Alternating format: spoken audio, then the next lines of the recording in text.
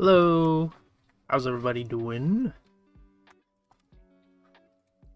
Not starting just yet, but want to get situated.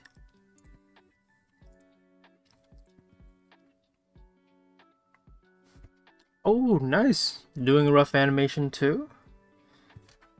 Nice, nice. I know, back to back. Oh man. I'm gonna be sweating a lot during the stream.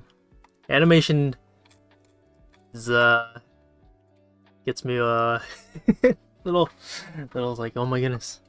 Whew. Kitchen scene. Yeah, you know what? I vaguely remember it. I think so. Kitchen scene. How's your day going? Not too bad. Pretty chill. Made myself a egg bacon sandwich. So, you know, simple lunch. Streamcation after this. It feels like I just took a stream break too. I don't know why. It feels like I haven't done a stream in a really long time, and now back at it. So, yeah, I don't know. Just have here. We'll show this, I guess. This is a character I did for character design camp. Didn't quite finish it because I wanted to do like a action pose for this guy, but didn't get a chance to do it. And then I don't know if I'll do it. Maybe I will. And then I started a painting with the person, so it's like the same characters. They're kind of It's kind of like an illustration, a little ode to James Jean, you know, from like Fables. I don't know if anybody's ever read Fables, but it's like a comic book. Maybe you know, it's more of like a teen comic book, but I feel like it mellows out a little bit near the after like the second quarter of it. Video game art manual? Yeah, I mean, this is really basic. Like, I didn't bother doing any organization to it, so it's very just thrown on the wall or thrown on the page kind of thing. So, yeah, but I also didn't even get a chance to really like adjust the colors. I kind of just like slapped some color on, see if it works or anything. So, yeah, it's kind of cool. Oh, this creature from like Harry Potter. I really like the colors though. I'm always, color is not my thing. I mean, I don't mind coloring, like I don't mind painting, but I just love doing line art. You know, like I'm so happy with how the lines turned out on this drawing. Like it looks so clean. I know it sounds like I'm tooting my own horn, but I don't know. I just like line art. But thank you. It's thanks Joanne and Kevin. Yeah. Radon? Consort Radon. I don't know who that is. Yeah, if I gotta see my art in like video game manuals, that'd be pretty sick. You know, one day maybe that would be the dream. If I could do that, that'd be kind of cool. Kind of aiming for that. Yeah. Animate 2D shots. Hey, nice. We're gonna be animating alongside. That'd be cool. Yeah. You know, a character is dangerous when gravity flows outwards. Yeah, it was originally the rough looked like this. I actually really like how I shaded it. I'm kind of like, you know, maybe could have just stuck with this. Like I like this. This is more like a pencil crayon approach to shading, but I don't know. I don't know what I was going for. I was just going for a very ethereal, kind of like misty, floating off to the side, kind of, I don't know, floating upwards kind of vibe. And then afterwards I just, oh, you know what? It's just goo. I'm just gonna have goo floating up. She's kind of like a mushroom, I don't know, fungus, moth mixture of a character. Don't really quite know. But yeah. The bottom right is really cool. Yeah, I really like how this one turned out. Front view is still my weakest point when it comes to drawing characters. Like, I can kind of see these two looking like the same person, but the I think eye proportions, I made it a little bit too big. So, I think I would, if I were to touch this up, I would maybe like minimize the eye proportions a little bit. Yeah. It's got mannequin arms, like the roller guard from Bleach. Yeah, I went for kind of like a mannequin, kind of almost porcelain. I know that's like terrible for like actual combat, having porcelain arms, but something kind of like that. Maybe ceramic with a coating of gloss on top of it. Yeah. But yeah, this is kind of what we did for character design camp. But that's done. So it's over, but I might continue working on this guy because he's kind of cool. Might develop it, and I definitely want to do a painting like this. I haven't done an illustration painting in something like this in a really long time, so it'd be nice to kind of test myself, see how it goes. So yeah, hope everyone here has a lovely week. Yeah, I can see the parallel in the designs from Rainy the Witch. Yeah, actually, you know, here, I'll show one more that I worked on during camp, and it's kind of reminds me of, I don't know if I have it out in the open, but let's see. I have one that reminded me a lot of, I was like, oh, I'm just doing like an Elden Ring character. It's, do I have it anywhere? Did I? Oh, yeah, I like really did not get a chance to finish this, but it's like a sumo wrestler in terms of shape, but then it's like a coffee pot. So I was like, oh, you know, I'll put like bubbling, boiling goo inside his stomach. So you can see I started to partly start lining, cleaning up the line work on this guy, but I did not finish it, as you can see. But yeah, this one was very Elden Ring inspired, so that was kind of... I would love to finish this character too. That's why I say about a lot of the drawings. Like, oh yeah, this one's cool, I should finish it. And then, yeah, I don't know. End up putting it on the wait list of all the things that I need to finish. Yeah. Good day. Hello, everybody. Well, I can see people are joining in. Welcome to the stream. Yeah, so it's 3:05, so we'll get started. And before we officially start, just gonna do the intro, the official intro for the stream. So, hello everybody, welcome to our stream. If you don't know who I am, and if you're kind of like wondering like, oh, where's Jesse? I am Josh. I am kind of subbing for Jesse just for today. So yeah, you get double doses of me both today and tomorrow. But yeah, welcome to our stream. And if you don't know who we are Winged Canvas. We are an online school that offers well, we're also an online school, but we're also a YouTube channel, obviously, as you can see, where we make art tutorial videos on tips, tricks, and drawing advice to better help our fellow art nerds in this art community of ours. Our mission at Wing Canvas is to make art education easily accessible to everyone, so be sure to tune in live for free lessons every Saturday and Sunday at 3 p.m. Eastern Time. If you are an art nerd, be sure to check our links to our social media in the description below, and check out our website for class offerings where you can get critique, guidance, and encouragement from our instructors, because we're not just a YouTube channel, but we're also a school of illustration. And of course, we'd like to thank our sponsors over at Patreon. Without you guys, we would not be able to do the things that we do here on YouTube and for our classes as well. So thank you to our Patreon and YouTube members who support us in making free art education content. Members get perks. Let's see.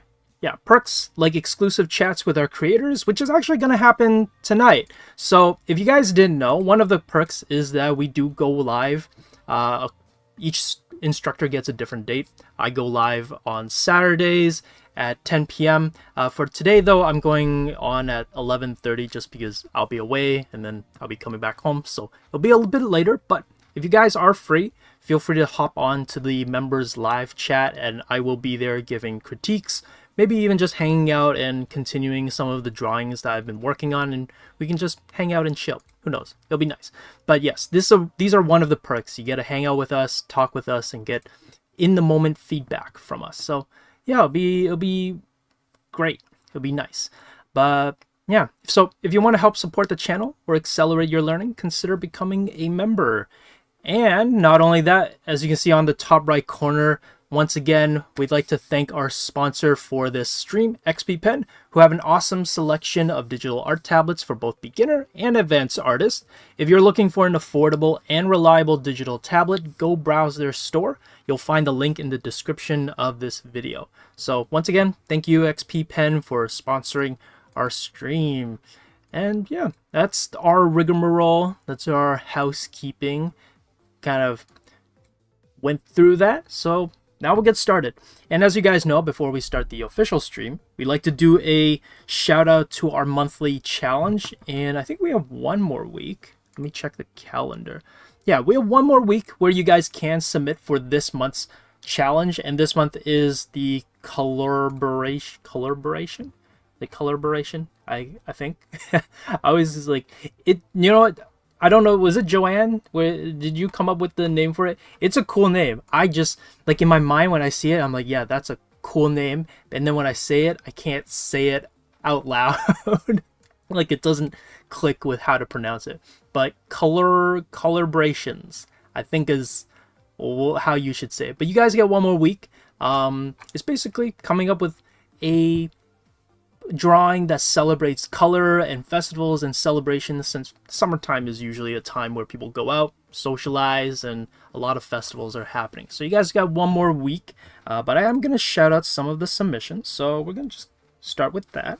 So our first one is by Biscuit, and you know, this one's really cool. I really love the kind of explosion of light. I don't know what they're looking at. Maybe it's, I don't know, the sun. I don't know, some entity coming down or something. But I really love this color and like just how colorful the rays are. Really kind of shows how bright it is. And I don't know if they learned this technique somewhere or where they like where they learned it from, but this is actually a really good use of selling brightness, which is to have really bright white center, and then right on the edge of the light, make it a little bit yellow, kind of like a neon yellow, because it makes it actually feel brighter and more intense of a lighting. So really good job. Really like the cast shadows, really sells the brightness of it. So good job, Biscuit. Awesome, awesome painting. So our next one is by Chaotix. Really cool piece here. Kind of trippy. I'm now seeing that like the tiers are kind of like the galaxy or the constellations, and then it's, I don't know, dripping down into the tiger in the water reflection that doesn't have any of the star signs on them. So it's kind of interesting. I wonder what that's about. But yeah, really cool piece. Awesome, awesome rendering. And then our second last one is by Retro Spidey. Really cool character design. Really like the vibe. It's got that summertime fireworks and like maybe in, I guess, July or August kind of thing to end the summer or start the summer. Yeah, really great vibes. Really like the colors and even the eyes. The way the eyes are rendered, really nice. So good job, Retro Spidey. Good drawing, good painting. And then our last one is by Ziggy. For a moment, I was like, Iggy? Did Iggy post in the challenge? But no, this is by Ziggy. I really like this too. I always love color coordinated characters where it's like each character is only using one color and it's kind of almost flat to do it. I've kind of did a similar challenge myself, so I was kind of like, oh, this is really cool.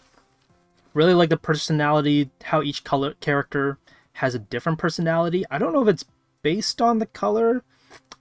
It kind of looks like it's based on the color, but yeah, I really like this drawing. Really cool. So yeah. Oh, and look at that. Biscuit, you're in the chat. Hey, yeah, thank you for submitting, and thanks for putting your drawing in the submissions, and you got a little shout out. Yeah.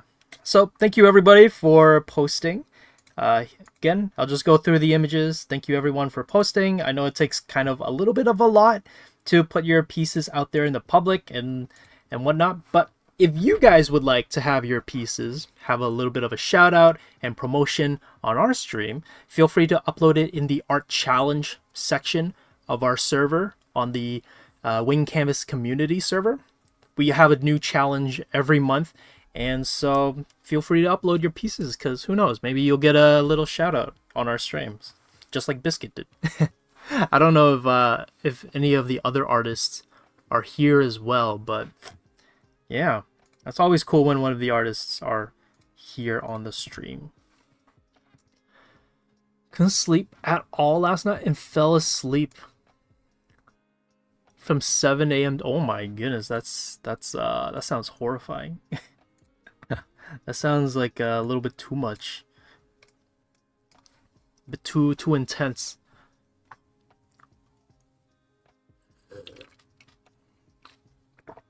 Hello. Hi 4M question mark. Gone have been 5 minutes ago. Quinn, I feel like you need to get a better sleeping schedule. Yeah. Okay, so we got quite a lot to do, so I'm gonna pretty much jump right into it. Do a little recap of what we have so far. So if you guys haven't been following along, we have been doing a 5-part animation series, and the first thing we did was a storyboard sequence so we could figure out what it is that we're going to be trying to animate. And then we did, I think, a character model sheet where we're doing expressions for characters. So you can see this is the one that I came up with, and kind of did some other extra angles as well, but this was more just to figure out the profile and front shot and a little bit of the 3/4, and then we did some for using expressions. So yeah, I've been kind of exploring who Nils is and what his personality would be, and kind of just finalizing and fine-tuning what he will look like. And now that we have it here, we're actually going to start animating. And I'm just gonna maybe set the expectations. Animation takes a long time, and even for something as simple as blocking, it still might take a while. A lot of trial and error, a lot of just flipping back and forth, seeing what works, seeing what's kind of connecting, what's not connecting, if the characters are maintaining proportions and consistency. So there is a lot to it, and there might be a chance that I won't get through the entire storyboard by the end of this session, but you know, I'll try to do as much as I can, and then maybe I don't know, maybe tonight I might do it on the server, Discord server. So I don't know, if you're a member and you have access to the video call, maybe I might do a little bit of further cleanup and animation on the server itself, and then I'll do the more cleanup and continuation of the sequence tomorrow as well. So yeah, it'll be kind of neat.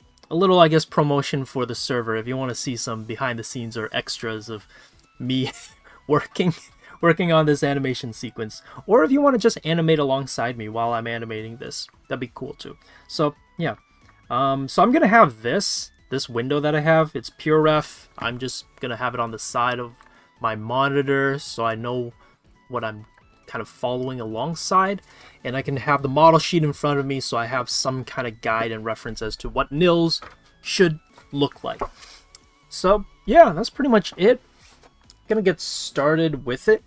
I think for now I'm just going to do the character animation. I'm not going to animate the environment just yet, and you'll notice that I don't know if anybody knows, but I named this file 416 convenience, so a little Toronto shout out, because I was like, should I put 7-Eleven or Circle K or Max? But then I'm like, no, I'll just, I don't know, name it something lame, you know, 416 convenience. And see how, I don't know, little reference to Toronto and whatnot. I might chill and call later. I have nothing better to do. Hey, yeah. Hopefully, maybe we'll see you there, Quinn. Oh, are you taking Jesse's camp tomorrow? Or not tomorrow, but on Monday? Okay. Oh, I guess a little shout out. The animation mentorship is starting this week as well for me. But there's also other intensives as well. So if you want to check them out, feel free to go on our website. There's a list of a bunch of intensives, and you can check the schedule and everything like that. Okay, so gonna get started. I'm just gonna start with maybe like a rough. I'm gonna take a look at what it is that it looked like. Oh, right. Should also set start 100. You know, for now I'm gonna keep it at 100. Yeah, because it's gonna be a long sequence, so we'll see. We'll see how much y'all need. Just making sure I have everything that I need and is ready. Yeah, I think that's it. That's pretty much it. So for the blocking scene, especially for something this big, I'm not gonna worry too much about I'm not gonna worry too much about the timing of it just now on the timeline. I'm just gonna block in the poses. I want to lay out roughly what the shot will look like and all that kind of stuff. So that's pretty much it. And I'm gonna separate it. That's why I'm only doing the character now, and then I'm gonna do the background later. So I'm not gonna focus too much on those things. I don't know if do you guys want this here? Maybe I'll keep this here actually instead of the overview, because I don't think I'll be zooming in too much. So I'll have the overview here. I'll actually maybe minimize the color section. I don't think we really need the color wheel. Actually, I think, you know, I think it's okay. It's fine. Yeah, I'm gonna put this. Oh, dang it though, but it's. Okay. Sorry, I'm just reorganizing my windows so that you guys can kind of see what's happening, but then I also realize I can't see the timeline, so I'm just gonna readjust some of the windows here.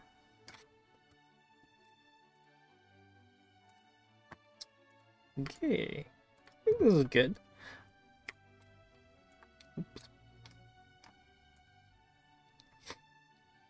Yeah, I found out recently the power of Pure Ref because some students recommended it to me, and now I've just been using it for every time I draw. Every time I draw, I'm just like using Pure Ref. So, yeah. I'll animate while you do. Body doubling is a powerful motivator. Yeah, you know, we could treat this as pretty much like a animation work sesh. And you know what? If you guys have a piece that you want to also like promote, or not promote, but like if you want to share what you guys have been working on while you're animating with me, feel free to do so. I would love to see what you guys were working on while I was animating as well, and then we can share. It'll be cool. It's kind of like a community. Kind of reminds me a little bit of like university where everybody just hunkers down a little bit and we're just all working and doing animation and everything. So, yeah. So for blocking, it's really more of getting the overall proportions and all the big shapes down. So that's why you'll notice I'm not trying to do too clean of a drawing. I'm really just blocking in the big shapes, like how where his hair is going to be, and I'm following the model sheet of how I drew his hair. So I think what I did is I favored the right side over here. His hair kind of sticks up, but it mostly kind of sways over to the right side, and he has a bit of a swoop over here. But what I really want to try to get down is the head angle more than anything, rather than the details. Okay, so in the storyboard, his head is like, it's more like looking up. So might do that. Readjust it a little bit. But this is kind of like the cool thing about animation is that if you guys ever end up working in a studio or working on a project with other people where you have a storyboard artist and a character artist and animator, the cool thing is that depending on the project, it can be actually pretty lenient as to how close you have to follow for the storyboards and such. Obviously for the character model, maybe you do have to follow quite a bit, but for like storyboarding, I've heard stories where on Legend of Korra, the storyboard artists might lay something down, but then the animators are free to adjust it so that the beats are still kept the same, kind of like the rhythm and timing of the shot, but the overall way the shot is animated is left up to the animators because you know they're kind of like the actors, so maybe certain like nuances that the animators might want to add will be different and all that kind of stuff. Yeah. Bring myself out of bed. Nah, Quinn, just relax. You had like what? It sounds like you only had like 2 hours, like a few hours of sleep. It's crazy. Just just stay in bed. Relax. Don't worry about getting out of bed.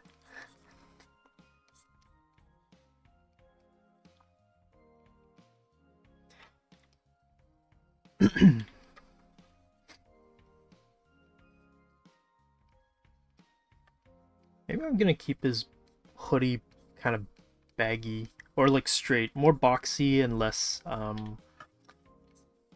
not too many pinches and whatnot.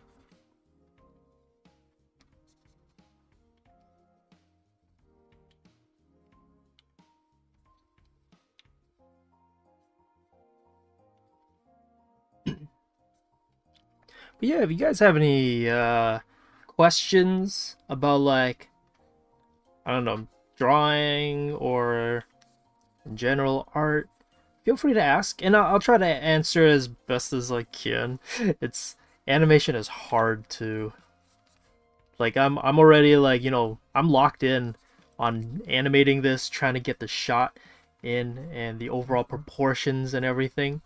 And so it's gonna be a little bit hard trying to answer questions. So I'll try to answer it as best as I can while you guys think of questions, and then put it in the chat if you have anything, and if I catch it, I'll catch it. If there was a good one that I missed, hopefully maybe our lovely mods Joanne and Kevin might catch it. Who knows? And they might repeat it for you. But yeah. Marcy has arrived.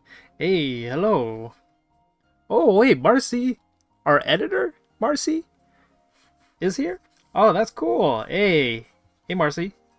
If it is editor Marcy, I don't know.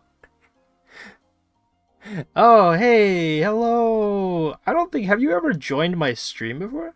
I feel like I don't think I've ever seen you on my stream. Wow.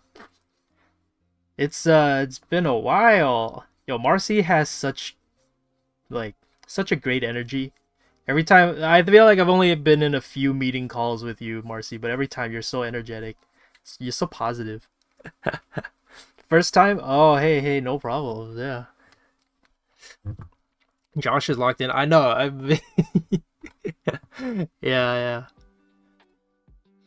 Enjoy just soothing Josh voice. I don't know. Do I have a soothing voice? I feel like I don't really have a soothing voice unless I talk really close to the mic and talk maybe a little bit lower, but I don't think I have a nice voice. I don't know. Who knows? You guys like it like this? I don't know. I guess like Jesse can't really do this, but you know.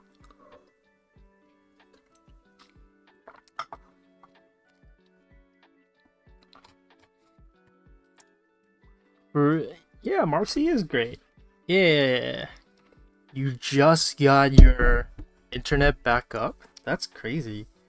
Did you have an outage? Internet outage? That's actually, I guess Toronto also had a little bit of an outage too. Yeah, there was that whole thing where Toronto, they apparently, I don't even know why they're like evacuating. Apparently they're telling people downtown to leave, to go back home. It's like, go home, get out of here. But I don't know why exactly they were telling them to go home, so I don't know. Took a few days. There's a storm, really? Dang. It's not monsoon. Is it monsoon season or is it rainy season? I don't know. I don't know what I'm saying.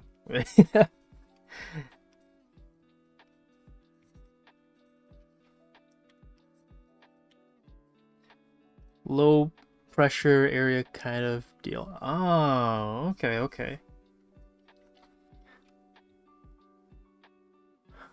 Oh, did you get a crazy flood? Yeah, we just got really heavy rain is all. I feel like where I live in like Scarborough, we don't really get crazy amounts of rain or anything. I mean, like we don't get like torrential downpour. It's like spurts. You get it here and there and that's it. You know what? It's fine. The hand bothers me because it's just like this is a tangent. But like this really neat thing about this kind of tip that I heard was like some guy was saying that in filming there's no way to solve tangents because you are essentially in the moment. You can't tell an actor's like, hey, can you lift your hand up like 2 inches just so that your finger doesn't come in tangent with the camera or the bottom of the screen. And I thought that was really neat. And so he brought that notion. I forgot who it is. I forgot where I heard this from, but someone was like, can you like don't worry about the tangents when you're animating because animation is just a medium, and in live action film you don't worry too much about tangents. And I thought that was kind of neat. I was like, oh, that's kind of a interesting point there. Like you don't worry about tangents when you're doing like live action, so why would you worry about tangents in animation? So it was like, oh, yeah, that's kind of true.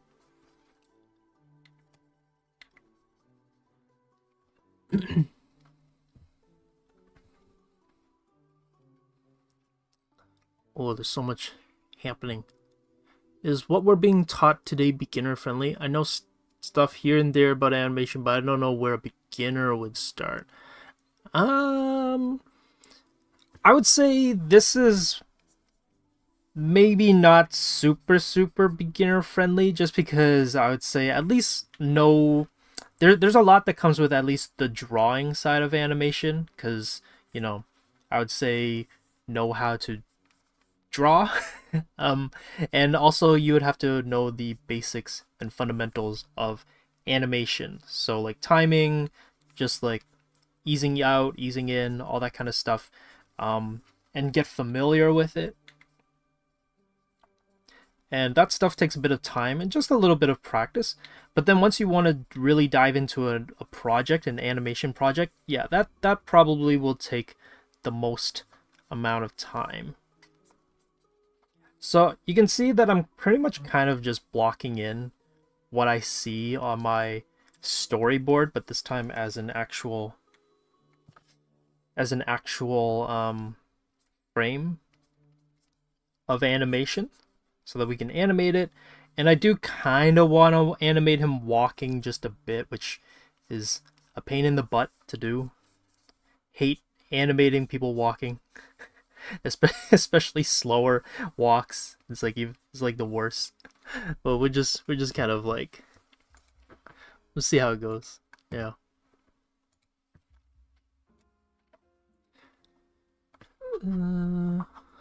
Oh, where'd this talk about Quinn choosing a career come from? I feel like I missed something big.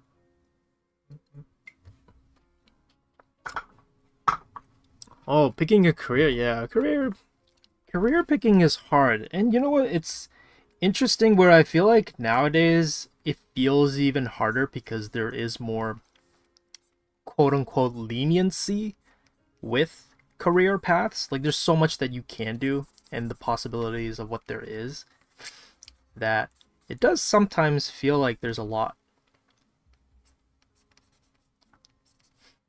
There's a lot of options that you can kind of pick from.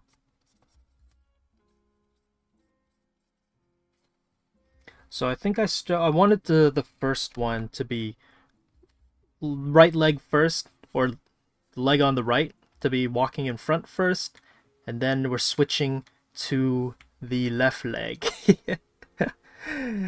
Walking when you can't see the legs is the worst. Just because like you miss so much of the dynamic action. The walking is basically implied, and I'm just like not gonna worry about it too much though. I don't know if this hand is moving a bit too much. Left leg is in front, so no, this arm should be more forward, I feel like. You know what? I made a mistake. I should have filmed myself doing this first. I should have filmed myself walking.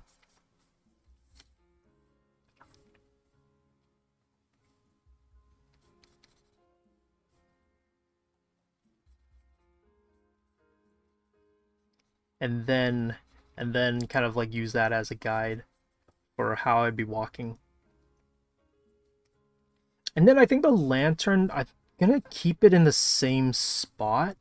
I don't think it would move too much because it has weight to it. So it would kind of stay here in the same spot. So I'm just gonna lightly mark where it would be. Let's see, right leg is moving in front. So maybe it might just go a little bit higher. I'm just gonna notate to myself that I want the lantern to move a little bit higher.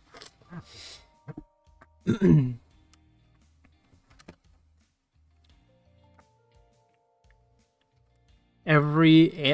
know, that sounds funny. That is exactly how I first did walking animation. I did a project in school where the project was to do a walk animation, but the guy didn't go through how to do a walk cycle. So I literally would be like, oh, I moved this part of the knee and then this part of the leg, and then literally animating frame by frame of how to walk. It was the jankiest walk cycle I have ever done. It was so bad. I feel like if you don't do a proper walk cycle and you don't know what you're doing, it looks really, really janky. It looks like you're kind of doing like a hand string puppet, trying to like figure out how a person walks. It's kind of funny. Yeah. I know how to animate in 3D and how to draw, and now I'm trying to learn to combine the two. Hey, Fox, that's kind of similar to me. I learned how to animate in 3D, but I feel like I have a pretty good. I think it will be really easy for you, Fox, because if you know how to draw, and well, I don't know how advanced you are in drawing, but if you're a really advanced like draftsman and you know the fundamentals from 3D, transferring to 2D animation is quite, I wouldn't say easy, but it's more manageable than going to 3D. Like if you're going from 2D to 3D, I feel like it's easier. Yeah. Cord yourself to. Yeah, I mean, I don't really have hair like Nils, but yes, it'll be interesting. It's 80 degrees. How am I cold? Guys, but your room cold? Your room's probably cold. Like mixing the keyframes and in-betweens? Wait. Oh, what is that in reference to?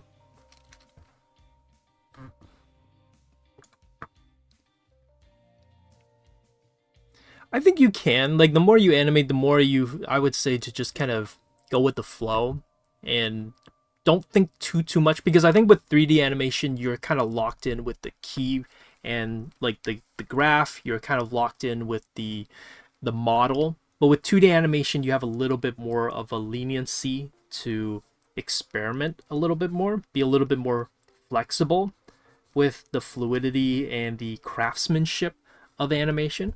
So I think it's kind of neat, yeah.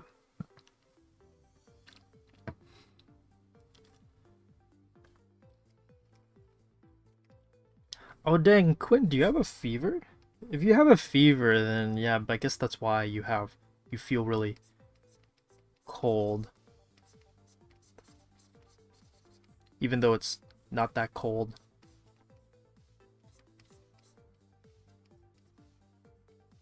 Essentially doing a head turn here at this point.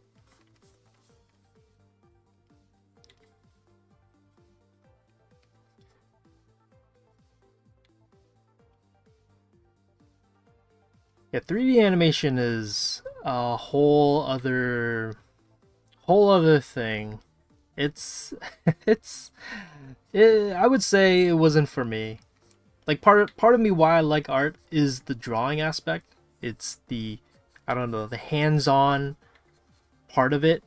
And 3D animation is a lot of reliance on like graphs. It sounds weird, but unless you know, you won't have any ideas like what I mean by graphs. But like 3D animation is very much kind of dictated by graphs. A lot of the fine tuning and a lot of the major amounts of animation comes from animating on graphs, whereas with 2D animation, yeah, there's graphs. You can use curves as well for animating, but it's not in the same way that you do for 3D animation. 3D animation is very, very much kind of grounded by moving points and adjusting numbers and looking at a very bland, plasticky looking model and trying to bring it to life. And I get that that's one way of doing animation, but it just wasn't for me. You know, it didn't work, you know. So I kind of just like, yeah, you know what, I'll just stick to doing drawing, like stick to character designing and illustrating and painting, because I feel like I like that part of art more than kind of the cold aspect, you know.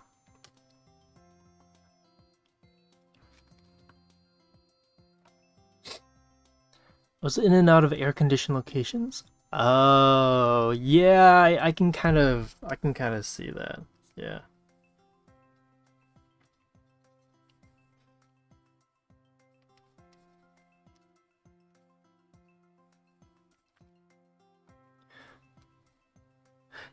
Yeah, it's definitely different. I'm not saying that one is better than the other when it comes to 2D versus 3D animation in terms of like the satisfaction people might get from it, but it's definitely different.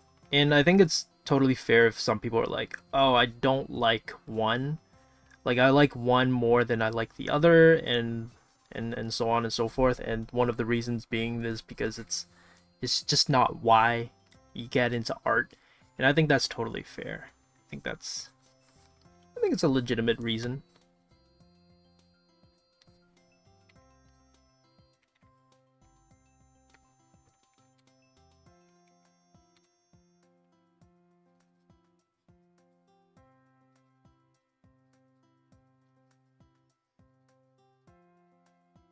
Yeah, how are you guys doing?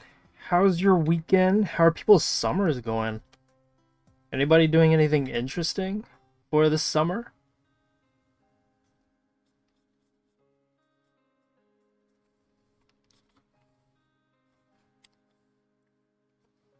Both Everybody's doing their own thing for this. Yeah, both have their own good things to it for sure. 3D and 2D animation.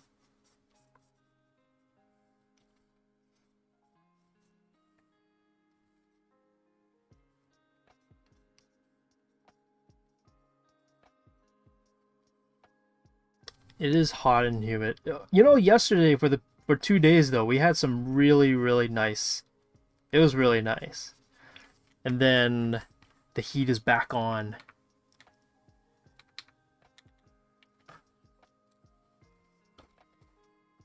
More youth programs. Oh, I don't know what that is, but if it's exciting, that's kind of neat.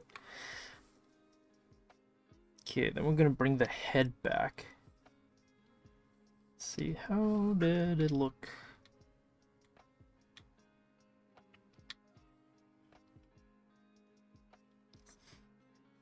Obviously, I don't want to mimic how I drew the like these two frames as the head are going back, or else it kind of looks very boring.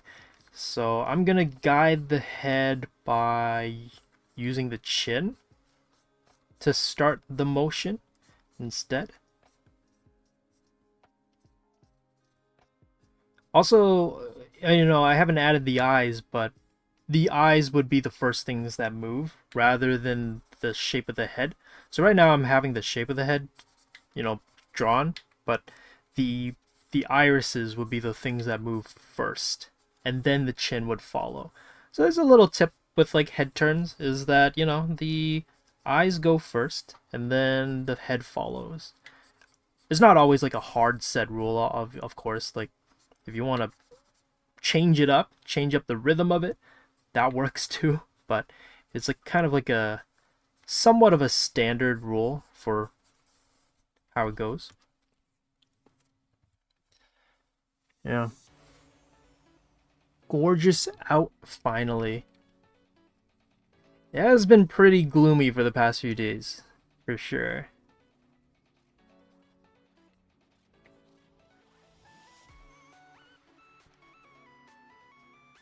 Anybody go to like cottages? Is cottage a thing for you guys? Like I feel like it's I know like a few people go to cottages, but I don't know if it's like is that still a thing? Do people go to cottages? Is an art class college in USA, and sometimes they send. Oh, that's really cool. That's nice. That's exciting. I hope it's a lot of fun, and you get something good out of it.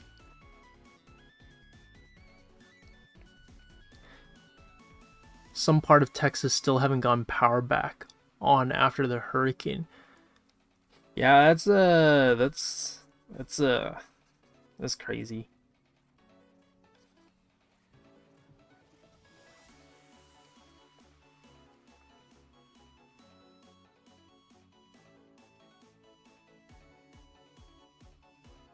Hope people are doing okay from the hurricane and whatnot. People have some refuge. Okay, in the thingy, in the storyboard, I'm only turning twice, so I think once we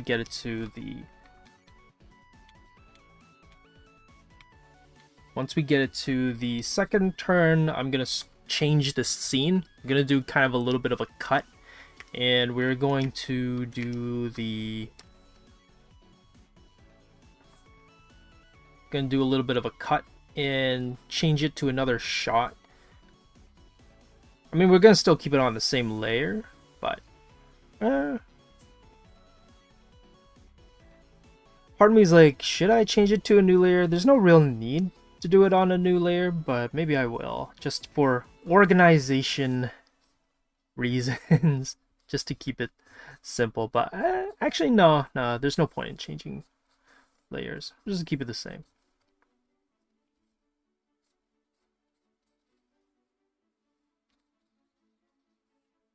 Head looks a little bit too big. Just shrink it down a bit.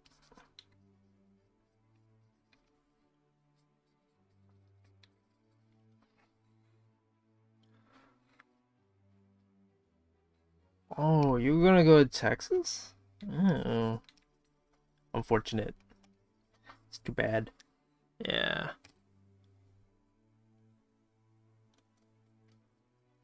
Testing a new drone, though. Let me know when you find a cottage in NYC. Well, yeah, I guess you gotta go out of the city. You can't go... You can't, like... There's no cottage in New York. You gotta go out to Jersey. Right, guys? Right, fellow New Yorkers?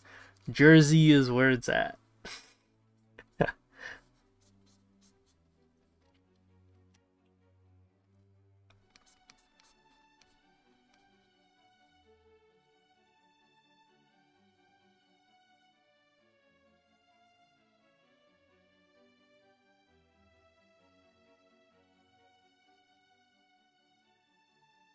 So I'm swinging, like, I'm keeping track of, like, for the legs.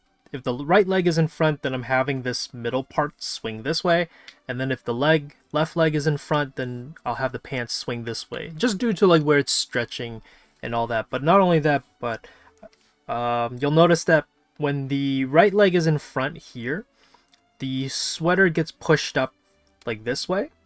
And then as it's coming down, and it's the left leg slowly coming front, the sweater now swings down on the left.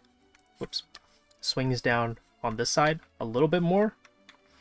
And then it's like kind of evens out a little bit. And then now I'm leveling it back out. So maybe I should bring this up a bit, but not too much.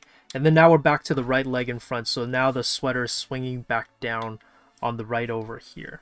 So I'm kind of trying to keep a mental note of these things and how things might be for like where things should go, folds, the pants, and all that kind of stuff. Let me see, where is the... You know, I might keep the lantern up here. Just gonna mark it so I know where it is.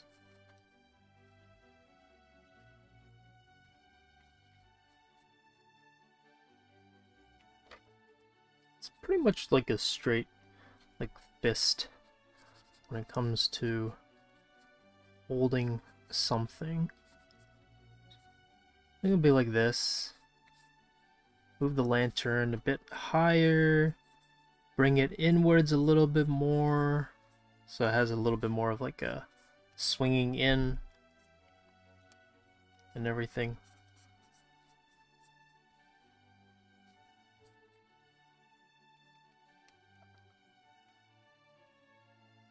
And we're back to kind of like a front face for the hair as well. Just gonna keep track of placement of like the hairline and whatnot.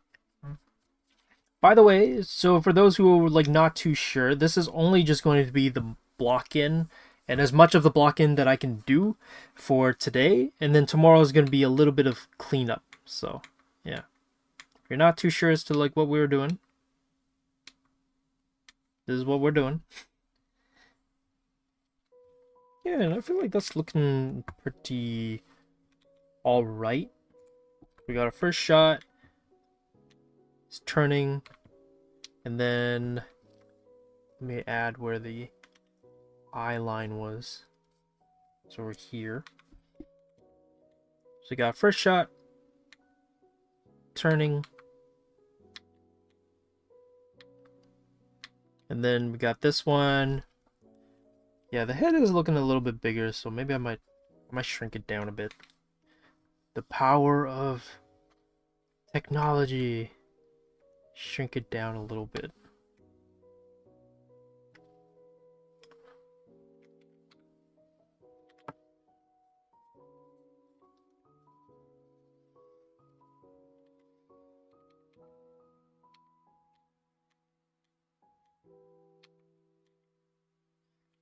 Yeah, man. Yeah.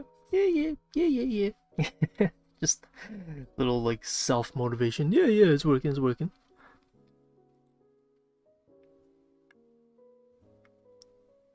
I'm learning to draw my webtoons, but stuck on drawing a proper face shape. Mostly the chin. It always messes the shape.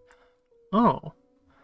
Well, I feel like for me, what helps knowing whether the chin is in the right spot or not is having a center line and having the kind of maybe if I don't know how far down, but redrawing the cranium and seeing whether it feels three-dimensional and whether the volume is correct. That could help a little bit.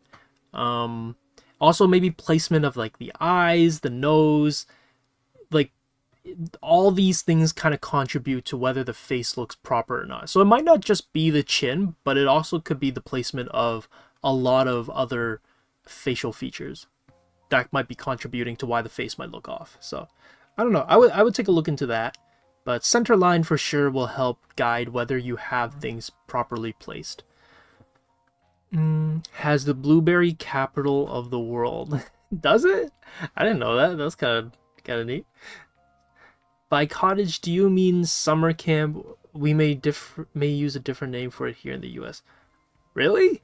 Oh, I mean, okay. There's day camp, which is kind of like a summer camp for kids who go off to do so, like basketball camp.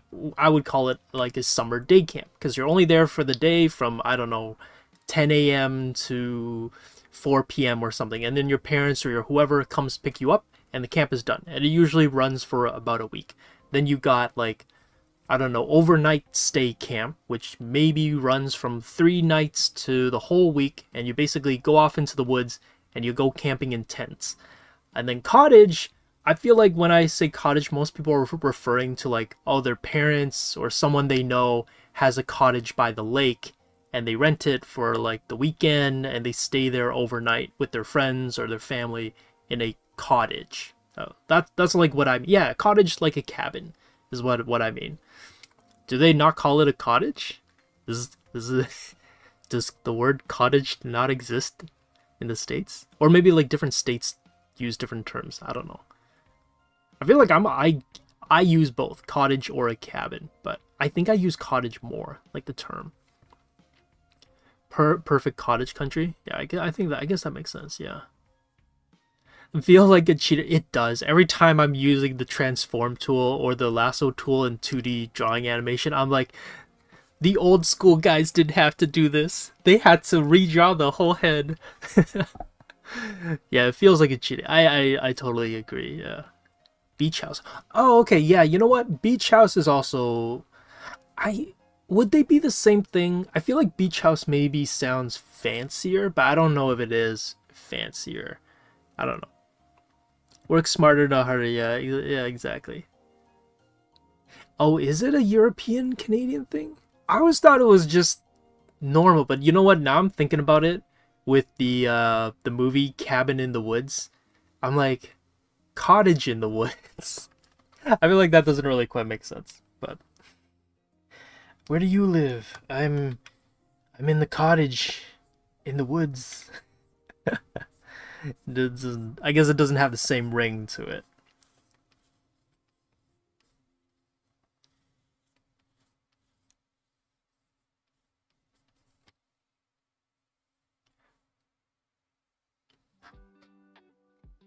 Don't need to be by the beach, but a beach house does.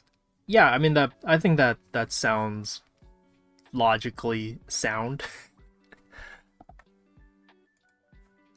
Just lost. The cottage sounds innocent and cozy. Does a cabin not sound? I feel like cabin and cottage are interchangeable. Are they not? I feel like they are. Unless I've gotten it wrong this whole time, and it's like they're not interchangeable. To me, they seem like they're the same thing. So I don't know. I've been lied to this whole time. Gotten it wrong. A lake house. Oh, okay. I think that's what I think about. I don't think of a beach house. I think a lake house. Shaky and imprecise with curves. A timeline. Oh, that's a... You know what? I don't think you ever really get out of the shakiness. Because sometimes when I go back to... I think it really just comes down to confidence. Like, because whenever I do go back to, like, traditional inking, where I ink with, like, a nib and pen, and if my hands do start shaking, like when I grab like a brush and like a bamboo brush and I start inking, it does sometimes, I do feel like my hand sometimes feels like it's not sure of where to place the line. But once I get into the groove of it, and my muscle memory kind of kicks back in of like, no, you got this. You've done it so many times. You know how to ink traditionally. Like it kind of, you get back into the rhythm of it. I think if you ever feel like you're a bit shaky while you're drawing, I would say do some warm-up drawings. You know, some kind of like throwaway drawings, whether it's just on like printing paper or it's on kind of like your sketchbook, or make some drawings and doodles that you don't care too much about. I think that might help to just loosen you up. It's kind of like sports.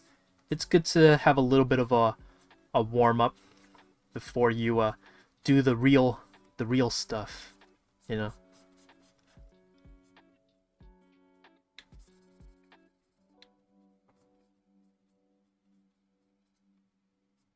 But I don't know if that's like necessarily the case due to like inexperience of like drawing or whatnot. But that's for me if I feel rusty because I haven't drawn in a while.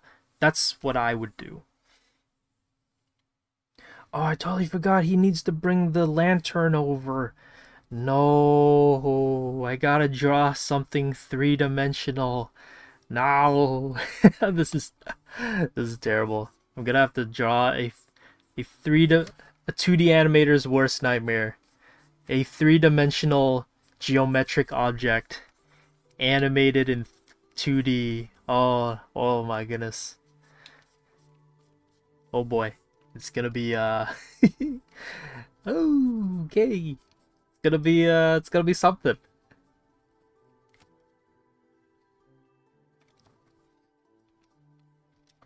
See guys, this is why I have a mirror in front of me.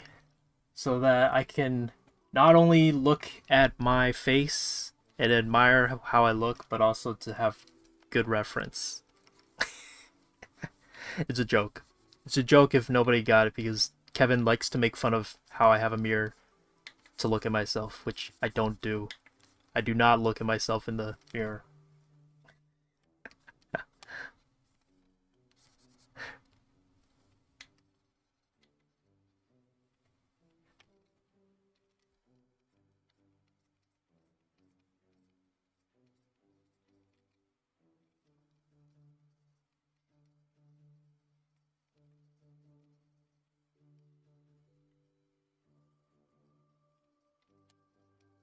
It's a joke. It is a joke. I do not look at myself in the mirror.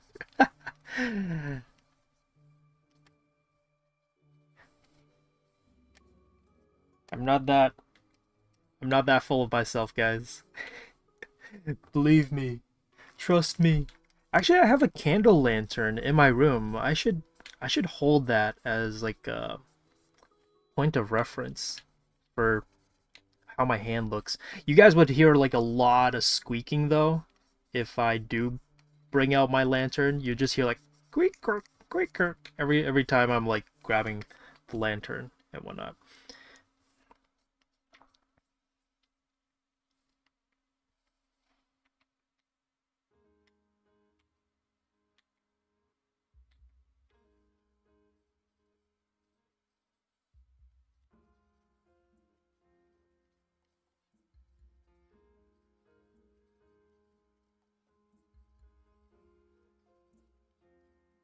Wait, that's way too long. I totally forgot about the cuff on the sweater, and that's different.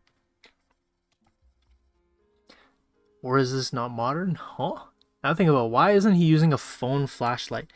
No. This is it's part of the lore. Okay. For those who don't know, we are drawing a guy who, this is set in the 1990s. So phones did not exist. I mean, yes, he could be holding a flashlight, but what's the fun in just having a regular old flashlight? We gotta make it spooky. We gotta make it a little bit old school, No school like the old school, as I don't know if that's from somewhere, but that's like a line from The Incredibles. No school like the old school. Okay, he's definitely getting a bit bigger, but you know what? I think that actually works because he's walking technically towards the camera. So, it's it's okay. I think we'll have to do a little bit of a proportion cleanup before we even do any like cleanup. Yeah. We didn't have phone lights back then, unfortunately. I know. Can you imagine some guy bringing out like a brick? It's like cell phone, like those giant bricks with the giant long antennas, and then just like there's a flashlight on it. That'd be kind of funny, actually. There's also things like the Lackadaisy cartoon where all the props and objects are just 3D, so there's no redrawing them. I know. Unfortunately, you know what? Maybe like if I were to like really, really dig into this sequence, we could just animate the character, finish it, and then go get Blender and do a 3D model of like a lantern, and then overlay that lantern on top. I don't know if that's how they do it, but that'd be kind of neat. Josh would have a lantern.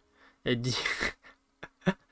do. I have a candle lantern from IKEA. It's not a fancy lantern. It's just I needed a lantern case to put my candle in, so the smoke is somewhere to get stuck in. I don't want smoke going up in my room, but yeah, that's why I'm here. I just love the vibe. Wow, the 90s, so long ago. Oh, look at that, Bara's here. Hey, Bara. 90s. Wait, you weren't alive in the wait, were you? No, you weren't alive in the 90s, Bara. That's like before your time. For the D&D folks. Oh, I guess not for me. I don't play D&D. No, Quinn, you need to eat. You need some sustenance in you, Is way better. Makes it more... Exactly, yeah. Why use a basic flashlight? That's boring. I mean, it's way easier for me, but, I'm not an anime. I'm watching this live. Am I weird for this? Nah, it's totally cool. Feel free to watch it live. We're just vibing, yeah. Used to edit shorts. Yeah, Bara. I don't know if he's still in here, but yeah. Definitely good for time saving since they have budget to work. Yeah, for sure. That Lackadaisy episode was really good. I'm pretty sure they're fully funded. I can't wait till they like do the full thing. Just for this stream. Okay, I didn't go to IKEA. Can you imagine though? I literally just go to IKEA just to buy a lantern. just for this stream. Like, I'm that dedicated. Like, oh right, in stream I'm gonna have to animate a lantern. let me go to IKEA and go buy a lantern just for the stream. That's wild. I'm pretty sure people do that, like buying props for filming, or like they go to those secondhand markets to go buy some props. I mean, that's totally a thing. I wouldn't be surprised. Yeah. Guys, I do this like lore or ongoing joke of how I have things just so that I can look at myself. Not only do I have a mirror. Oh, it's funny. I guess the mirror is also from IKEA too. Yeah, I bought the mirror and I bought a lantern from IKEA. Not sponsored by IKEA, but hey, what's up, IKEA? But I have all these things here just so that I can look at myself in the mirror. Oh, power outage. I have a lantern at least, so I can shine a light and look at myself in the mirror that I also bought from IKEA. that's that's just the way it works. Yeah. Definitely. If I eat before dinner, nah, just grab like a quick snack, like a cookie or like a fruit. Just get a fruit. You could be like, you know, yeah, like a fruit. You know, your grandma can't scold you for getting a fruit, an apple or something. I am. Hey, Josh. Hey, Bara's still here. Nice. Hunter x Hunter did really well at explaining their system. Yeah. Do you know what? Okay, like for me, like Jujutsu Kaisen has some of the most convoluted, complicated power system, and it's not like their system is very complicated, but I feel like Gege kind of writes himself in a hole, and then he goes like, "Oh, by the way, this character can do this now because he trained for it, or like he secretly practiced it," and I'm like, "What? You can't just superimpose this random move that this character can now do all of a sudden." It feels a little bit cheap, but I also have the feeling that the guy is just kind of tired of writing. I think he just wants to call it for JJK. I think he just wants to end it for the series and move on to something different or something new. And I'm speaking from like a manga reader's perspective because I definitely think the anime has turned out really well, but the manga, I feel like the guy's tired. I can feel his tiredness while reading the chapters. Josh's apartment is one of those circus mazes with all the mirrors. That would, I do have a full body size mirror. It's not in my room though, but it's in my vicinity. I'm not helping my case here with the whole like I don't look at myself in the mirror aspect. Everything that I say just ends up being like, "Oh, he does have this. He has this in the closet somewhere." He. But trust me guys, I do not have these things so I can look at myself. That would be kind of cringy to do, which I don't do.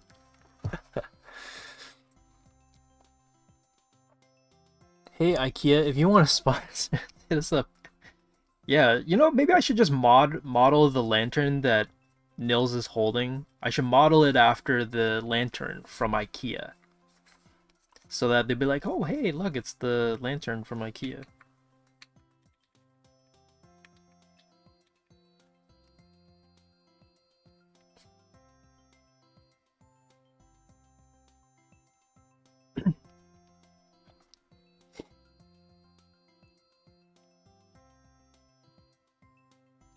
JJK is like, I think the anime is, I don't know if this is blasphemy, but I think the anime is better than the manga. Because again, I feel like I might say some a little bit controversial about the series. I don't think he's a good writer.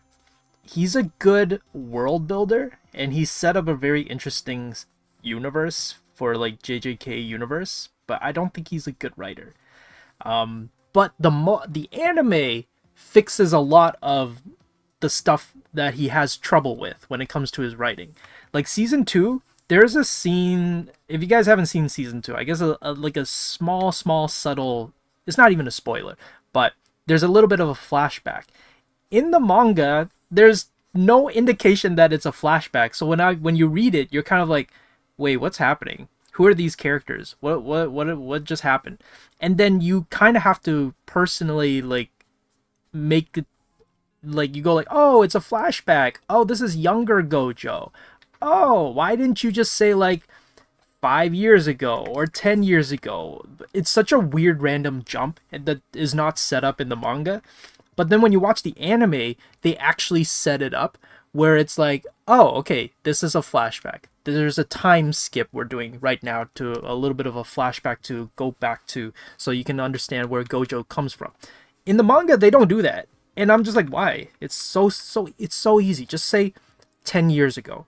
It's such a quick fix, but he doesn't put that there. And I'm like, why don't you put that there? It makes it so much easier to get as to like what's happening. But then also, if you read like the latest chapters, I feel like the man is just he keeps writing himself in a corner, and I just like, yeah, you're just ending the series. Just finish it. I can tell that you're tired. I can feel that you're tired. Just finish the series. It's okay. We will get it. People will understand. Your fans will be okay with it. Just end the series. But I think the anime is better. I think if you don't mind waiting, just don't read it. I mean, the art is amazing, but I think it's better and easier to go through if you watch it more than if you read it. But that's just my take. I think he's a great world builder and his art is amazing, but his writing, he's not the best writer out there, I'd say, and that's okay. You don't have to be the most amazing mangaka and be also like an amazing writer as well. I think that's okay. It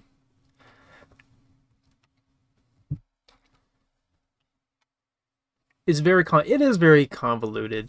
Yeah, I just, especially like people complain about how the translators aren't doing their job. Man, that was such a rabbit hole when I found out that apparently there's a whole thing with the translation with JJK, and I looked into it, and they are right. The translation change up does, it's pretty bad. It's a big deal. But at the same time, I'm kind of like, it doesn't necessarily fix his writing problems as a whole.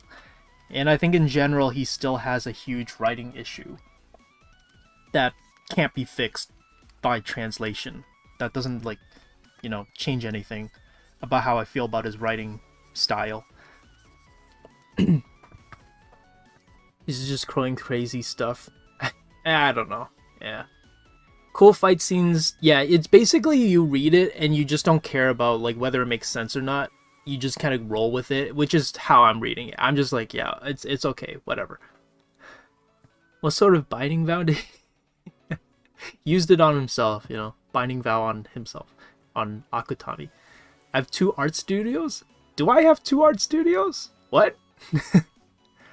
Supposed to be Swedish, like IKEA sponsor.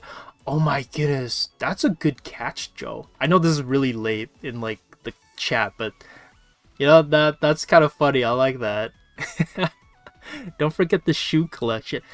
Yeah, this like wing canvas lore built around me is getting pretty out of hand, guys. I have a massive shoe collection apparently.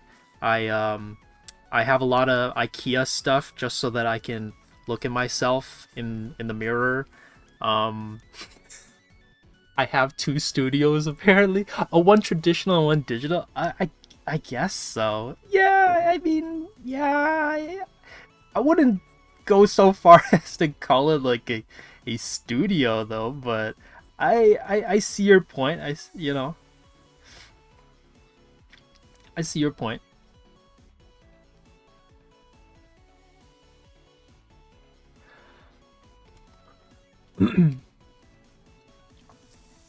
Yeah, JJK. You know what I also hate? Like recently, again, it's not really this is not a spoiler, but he does a lot of.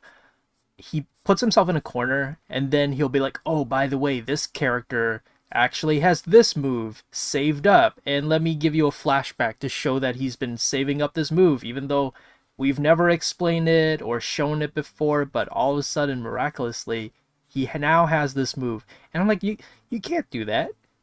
Like what? Just because your characters are losing and they're not doing so hot right now, you can't just change it up all of a sudden and be like, yeah, they're pulling off this fight.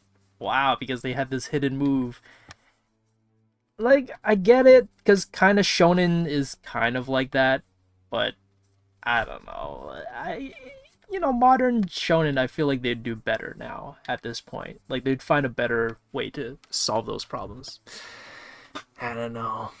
He's doing his best. Yeah, I know the guy just got sick and he's trying to get through all of like the final arc. I know that this is pretty much like the final arc for JJK, so I'm just like cheering him on, you know, let him finish, let him just like finish his series, go out with a bang kind of thing. Yeah. Won't be published until completed editing. Yeah. I was like, wasn't so and so evil? The JJK world is very interesting. There's so much that you could work with in the world. I think it'd be cool if someone like kind of picked it up and did a spin-off of the series. It'd be kind of neat. Yeah.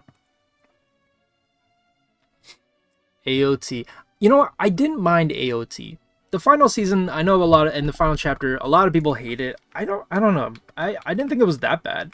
But I think it's also because there's such a huge time between seasons that when the last season came out, I was like, wait, what's happening? What's going on right now? So when it ended, I was just like, oh, okay. That's fine. That's cool.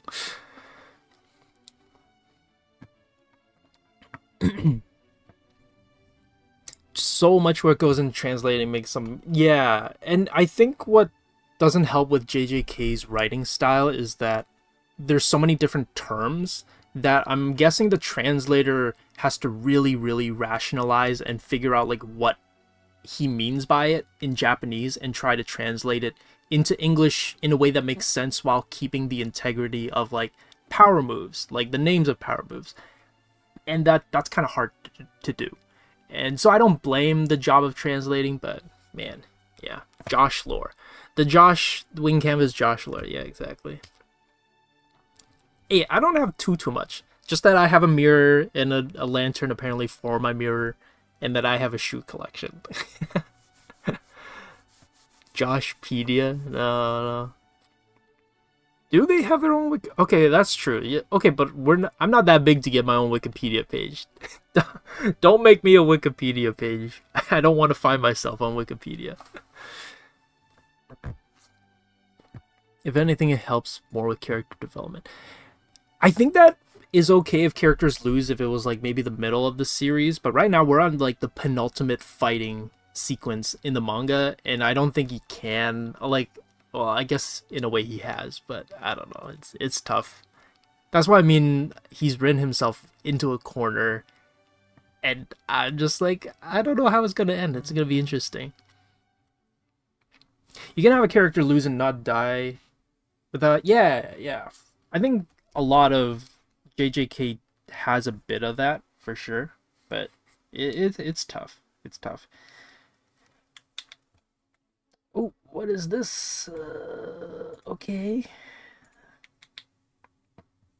Yeah, we got into a little bit of a tangent, but I think we have the first section of this sequence down.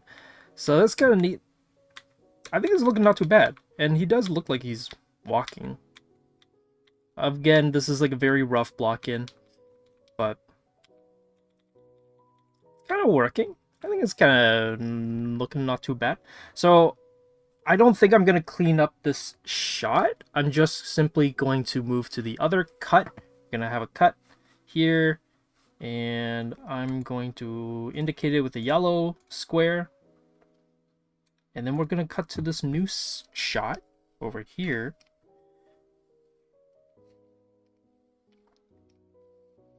Where... Oh, maybe I'll color this one orange and this one red, so I know which one's the starting shot and then which one is a end shot over here.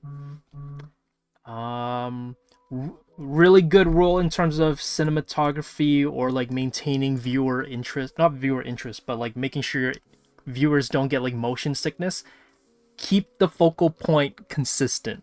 So my character's face is around the middle. So in the next cut or the next shot, have the character's face be somewhat in the same area, or else you have the Michael Bay effect where you have the focal point all over the place and it's hard to tell where the next shot is going to be.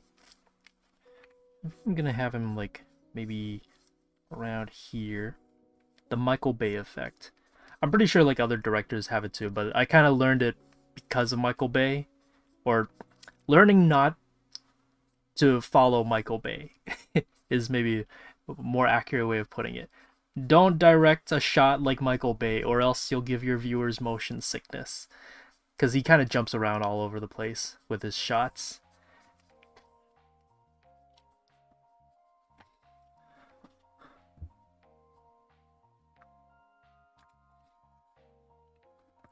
I don't want to be a marketable wiki. Oh my goodness. Yeah, I Google myself too. Yeah. I want to be the #1 search when you put in the letter J. You type in J into Google, and I want my name to be the first thing that you see. That's the lore for me right now. You should have seen how many scams popped up for how to revive her. Really? That's kind of funny. That's jokes. I didn't know that was a thing. That's crazy. Were people really that upset about her death in Final Fantasy VII? That's interesting.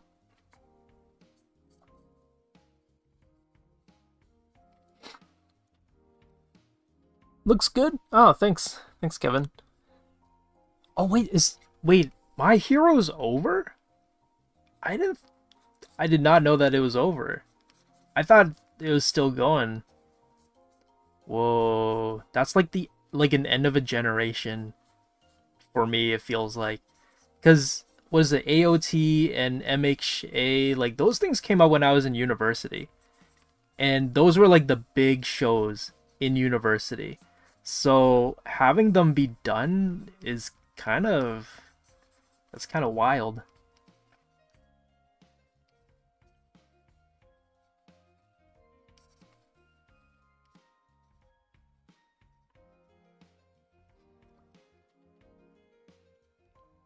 The image is busy, appears when I try to save too quickly. It's kind of just a Krita thing. Yeah, sometimes if you like you're drawing and then you press the control save while your maybe pen is just lifting off, it tends to be like image is still loading, or like the brushwork is still loading. So yeah, I don't know if that's what you're referring to, Fox, but yeah. I think JJBA uses a plot armor in a satire way sometimes. JJBA. What's JJBA? Never. Or is that another name for JJK? I don't know. Using an explosion to distract the audience from the issues. Yeah. And very attractive casting choices is what he does. Alright, chat, you know what to do. No, don't do it. Clicking the search bar. Yeah. I don't even want to type in J. You just click the search bar and I'm always trending. Top 10 trending. Ending in a couple chapters. MHA is? Oh, dang. Wow. That's crazy. Knowing that it's done.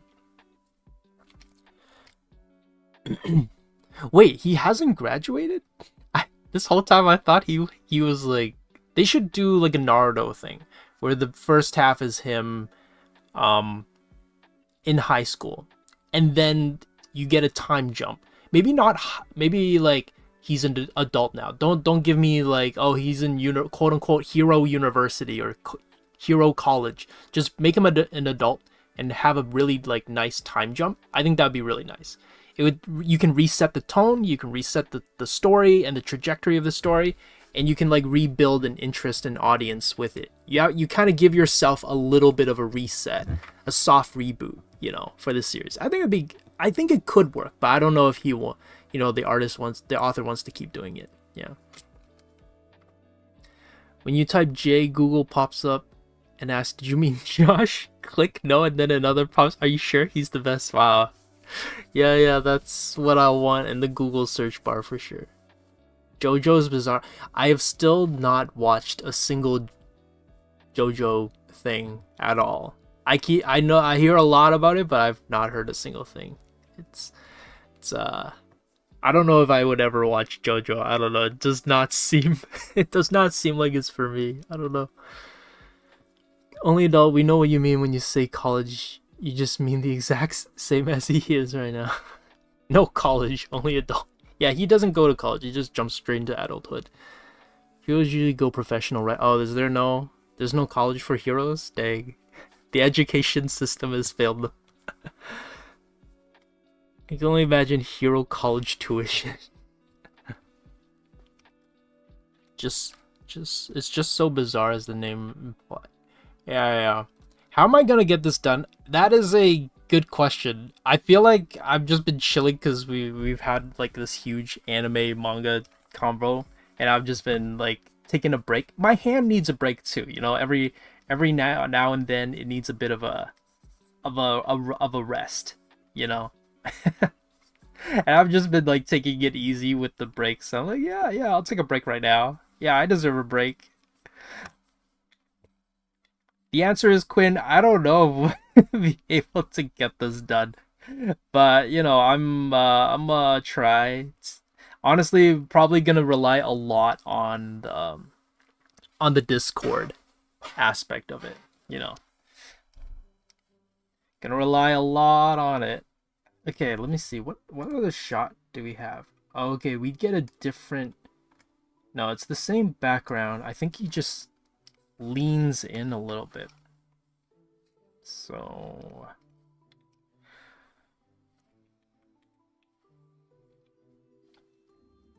I guess we're gonna do that.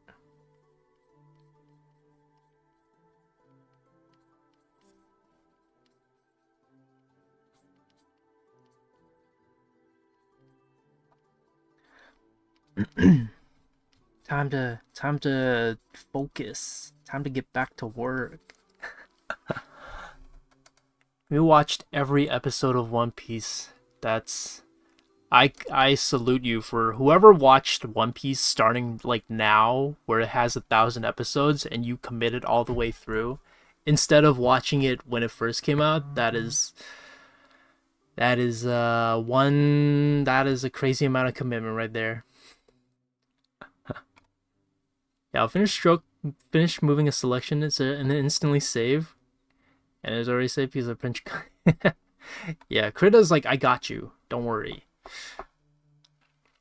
So I keep watching. Yeah. Defining Josh trait.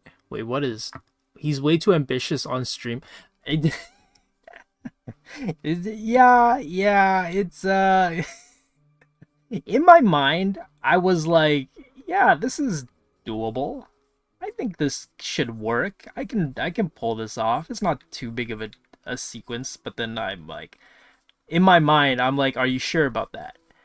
In my mind, my brain is like, are you sure? Is that John Cena meme? It's like, are you sure about that? You know, constantly is going through my mind when I animate. Is John Cena popping up and be like, are you sure about that? Every time. You know, we'll see how this goes.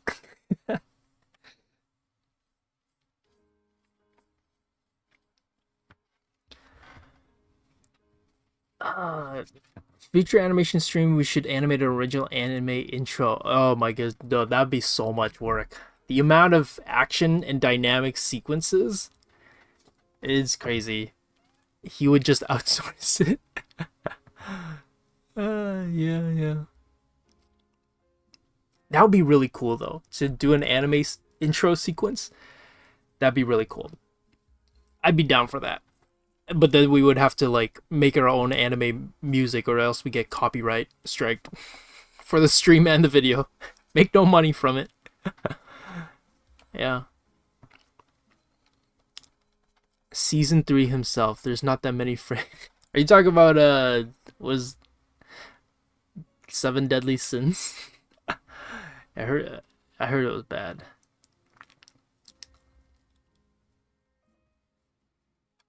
Longer depending on project. Yeah, I mean it could. Animation in general just is a really long thing too. It's hard to really be like, yeah, we're gonna finish a sequence in 2 hours.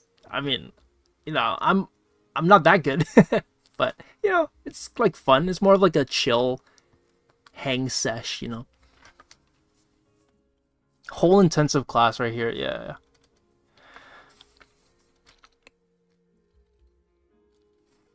That's what animation. Yeah, you basically just go like, hey, you wanna help out with this animation sequence that I've been working on?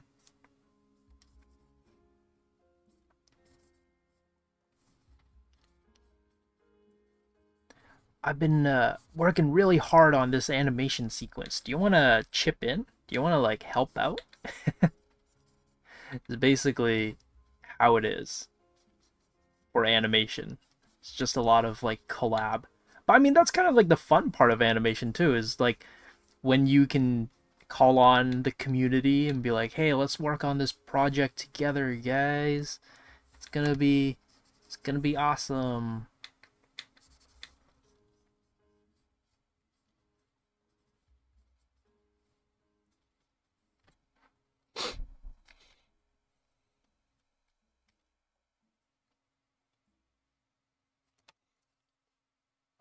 I'm already almost to 1 minute.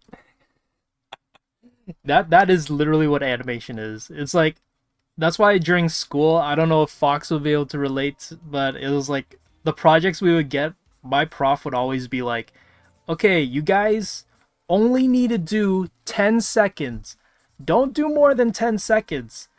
Because you guys will find out that doing more than 10 seconds is insanely long." And then we'd all be like, "Oh, yeah, yeah, yeah, sure, okay, yeah, no problem." And then you start working on the project and you start getting really ambitious. Be like, "Oh, what about this part? Oh, I can add this here. Oh, man, if I had this would be really cool. Oh, maybe I should put this over here." And then your 10-second, 240 frame animation ends up becoming like 400. And you're like, where did the time go? What happened? Why did I end up animating for like so long for a 20-second sequence here? It's yeah, it's mad.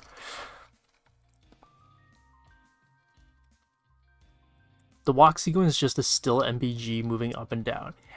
Honestly, yeah. I mean, that's kind of, you can kind of get away with that for walk animation, yeah. No whips, no, same. I have so many that I've started since spring, I think, and I don't think I've truly finished any. Maybe I finished one, but not really. Yeah. 20 whips. That's crazy. Okay, I don't have that many. 21's mad. Like, what?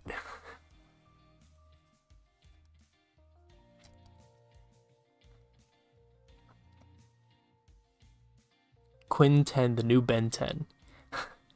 31? Oh my goodness. Oh, you're self-taught animation. Oh, that's even that, dude. I salute your dedication then, Fox. Cuz learning animation on your own it's tough. I think like learning how to draw is easier because you kind of get like instant satisfaction. You just have a drawing and that's it. But when you animate, your result is based off of how well the animation is, and that's the hard part. I feel like.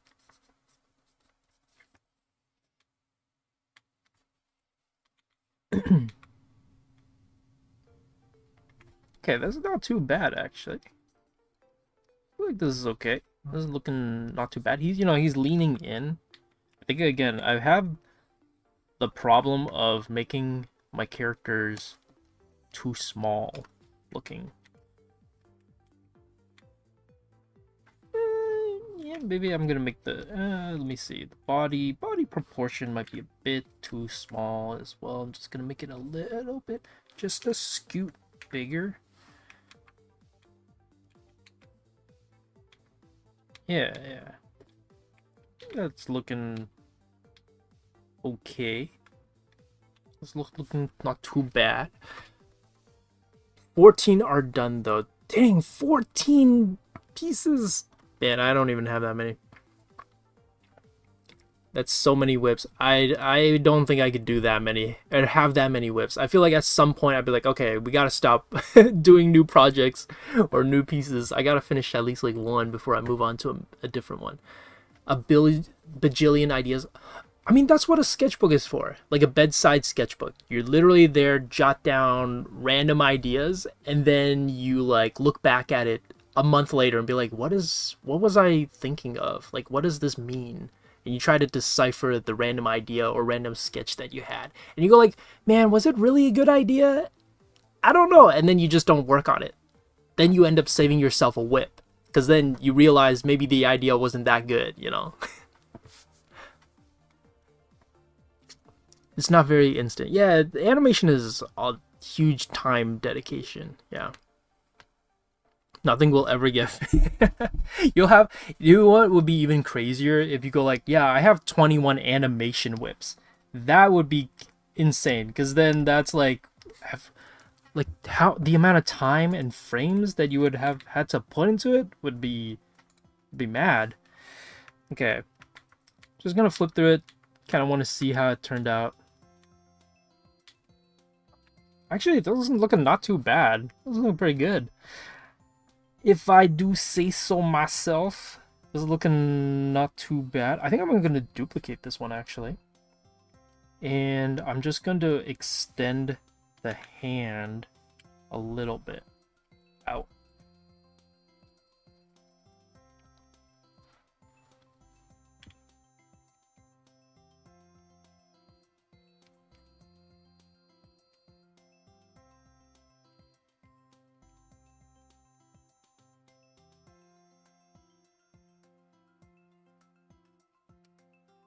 Now, we will see whether this actually works or not with the perspective of the cashier register, but I feel like it should work. Should be okay.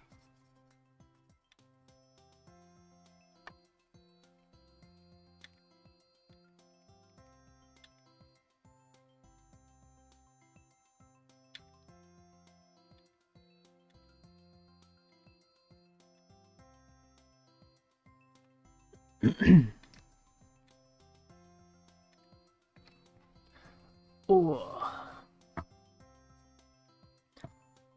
Been self-taught for 3 years now. Dang, if you refuse to drop it, not sometimes you just gotta let go. You gotta let go of your projects. Sometimes you have to say bye. You have to say bye bye to them. You know. Watch plenty of courses on YouTube as well. Yeah, I mean, self-teaching is just impressive. It's the amount of dedication you need for self-teaching is definitely commendable.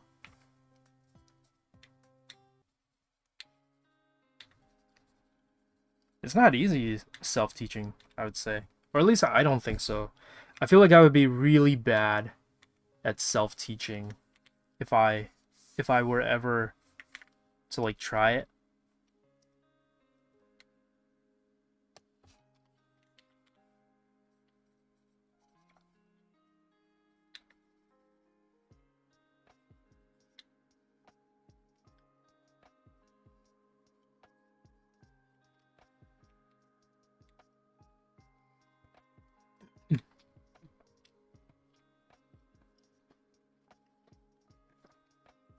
Okay, I'm gonna skip the scene with the bag just because I don't think I need it for now. Then I'm gonna put a... You know, I guess we will put this with a yellow, or no, it was red. And then we'll have a new shot here for him peeking out.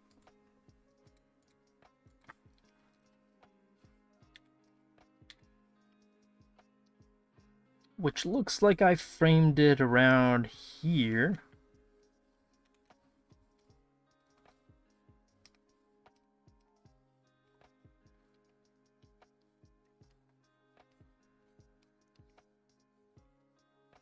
Something around here.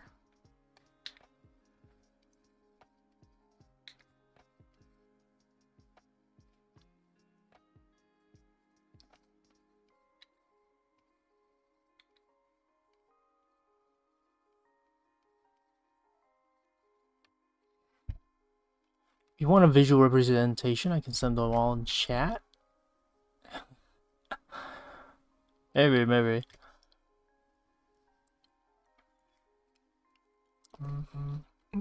I love how you have an actual count on like how many whips you have. Yeah, for sure. I would say before you do animation, learn how to draw like fundamentally at least, as best as you can, because obviously learning how to draw is its own kind of time sink and it's its own skill to master and learn. But the better you are at drawing, the easier it will be to just Animate, because then you can kind of just visualize and have what you want and execute it, like what it is that you're thinking about. So I definitely do encourage having a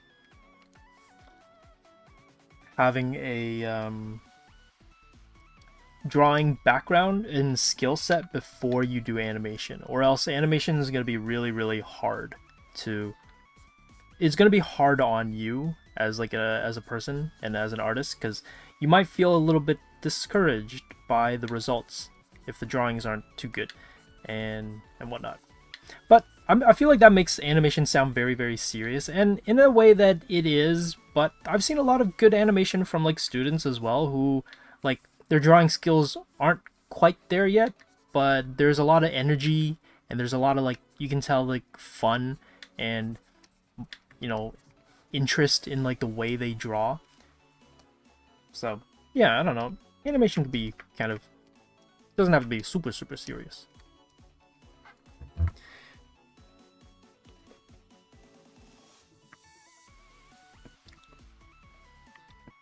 Just has a spreadsheet and runs calculations when they aren't drawn. Like, you have a Google spreadsheet and you have a time dedicated to each drawing. Drawing number 1 started on this day to this day, must finish by this date, can only dedicate this amount of time to drawing number 1, and then you just keep doing that for like a bunch of different drawings. That'd be crazy.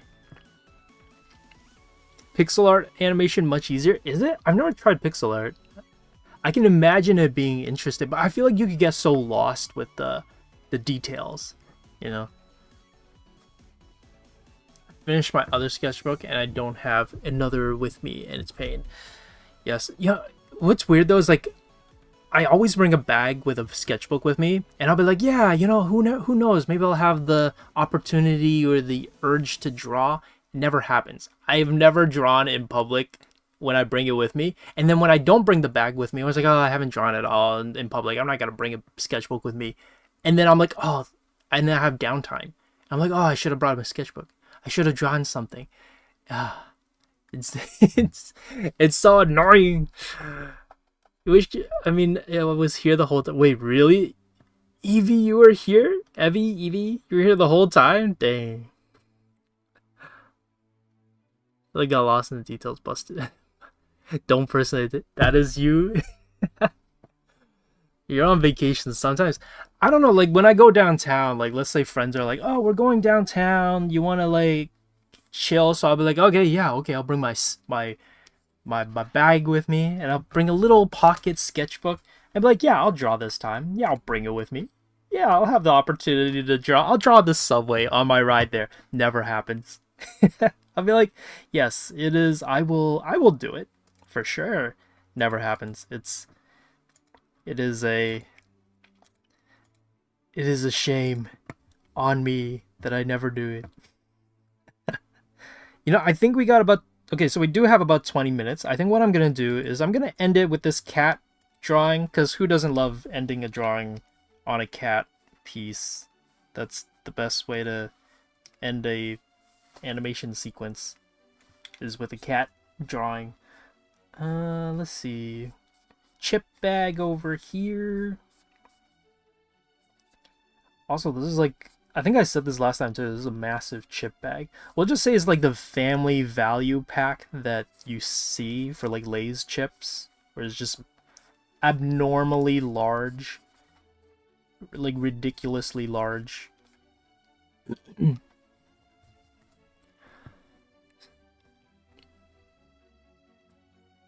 Just forget you're in public. I can't. One time I went to Unionville, and I was like, there's so many people at Unionville. If people don't know, it kind of, okay, if you know what, like, Gilmore Girls, like that town from Gilmore Girls, or like basically any kind of small, homey American Western town looks like, Unionville in like Markham, in like, which is like a mini city in Canada, Unionville kind of looks like that. And there's a lot of tourists. A lot of people go through there. And one time I was like, yeah, I'll bring a sketchbook and I'll draw people there, because there's so many interesting people visiting and walking around. It's busy. It'll be nice, especially with the Unionville backdrop. I never took it out. I was like way too nervous to be like, oh my goodness, they're all gonna look at me. People are gonna see me drawing their families walking by eating ice cream. I can't, I can't do it. So I brought my sketchbook there all the way to Unionville, and then I never drew anything. It was, I was ashamed.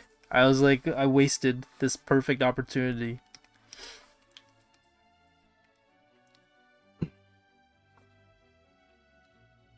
Decimate. You know, I used to be able to do that. Yo, if you gave me a big pack of Cheetos Crunchies, oh man, that bag was gone. Especially if it was like during E3 time. Oh man, during E3, I would buy like a big bag of chips and just sit in my bed eating it while watching E3. I don't think I could do that anymore. I think my stomach would die. My stomach cannot handle eating that much junk food anymore.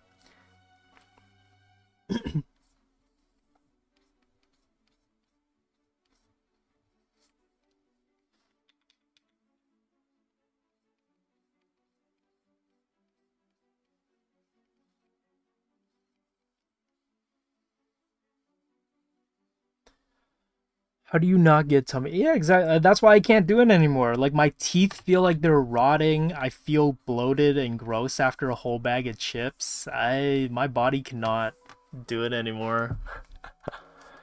You see in public may be awkward because you have to stare. Yeah, exactly. That's why I don't want to draw in public because I'm just like, don't. They're gonna look at me. They're gonna see me observing them. Don't judge me. Oh, what the? Whoa. What happened here? Hello?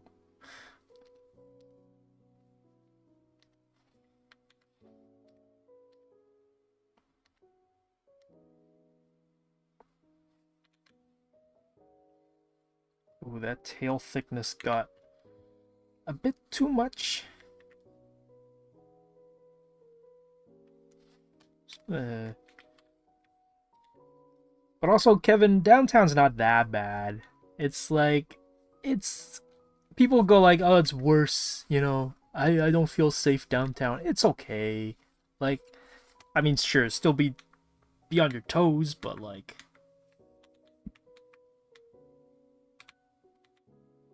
you know, it's. I feel like it's okay. It's all right. Cheeto's done. It's I don't know about that. Isn't E3 that one video game convention? It is. E3 is no longer exists, and I'm very sad that E3 has eventually closed. It is no longer existed. It's so sad. Dude, E3 was my Super Bowl. I could care less about Super Bowl, but whenever it was like E3 time, which was like end of June, it was like, yes, this is the time to just sit in bed and watch a whole bunch of trailers, watch a whole bunch of video game announcements. It was so good. It was such a vibe. Summer Games Fest just does not compare to what E3 is now. Cuz like E3 was just like a condensed amount of days of gaming, and it had such a clear clean schedule too. It was like Friday or whatever day. Let's just say it's like Friday. Friday is Ubisoft Day, and then in the morning is gonna be Microsoft on Saturday, and then Sony at night, and then like EA will be on this day, and it's just like you knew exactly what you were getting and what to expect. Now Summer Games Fest, I'm just like, I don't know when anything is announced. Not, I don't know when the conferences are on. It's just so sad. It's not the same. Like they still have conferences for sure, but it's not the same. It's so sad. And I feel like every year they don't know how to make E3 work either. And yeah, I don't know.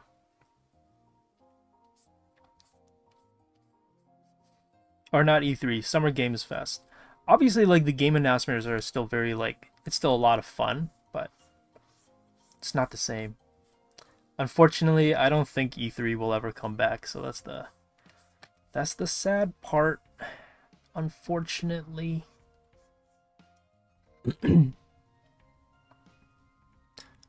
but with Jeff Keighley. Yeah, I don't know. He seems fine. I know a lot of people gave him a lot of, you know, criticisms for the recent Summer Games Fest. I think he's doing his best. It's just there's a lot of expectations. People are more, I feel like, more rabid when it comes to game announcements now. Whereas, like, I mean, it's always been like that. Gaming fans have always been very intense, but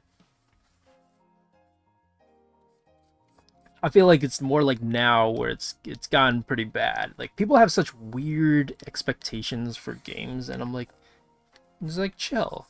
Okay, the guy is doing his best. I mean, obviously, like, some criticisms are warranted, I guess, but it's not. I don't know. I feel like people overplay it, but yeah. I've been playing Hades and it has destroyed my brain. Oh, which one? The first one or the second one? I have not touched the second Hades because I'm like, I want to wait till it's done, and then I will play the full thing when it is ready. Because I want to see everything in its full capacity, you know? But the first one's great. And I like rebought it on PlayStation because I first played it on Switch, and then I bought it again on PlayStation because I'm like, I want to platinum this. I can do it. I can platinum this game. So I'm making my way through it. I'm like 45% of the way through the platinums right now. But it's been a grind. But it's been good. I mean, the game's solid, so it's not like terrible or anything.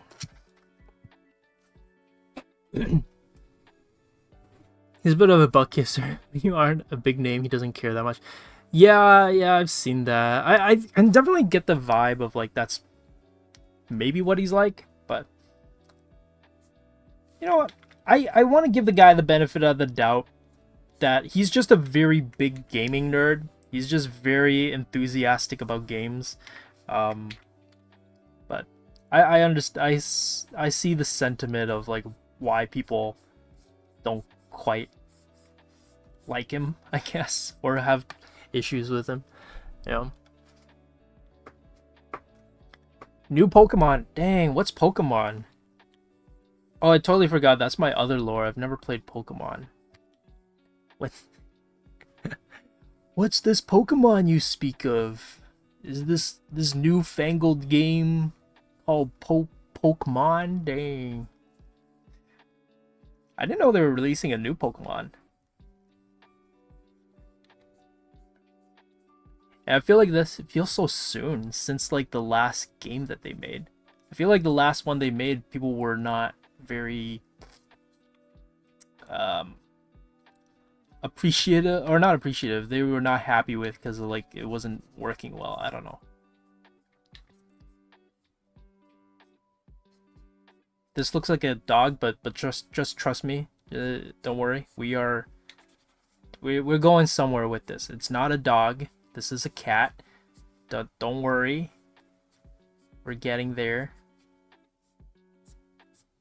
Because like we gotta draw the cat popping out of the bag, you know. Kelly is a hype man though. It feels disenchanted. Wait, what?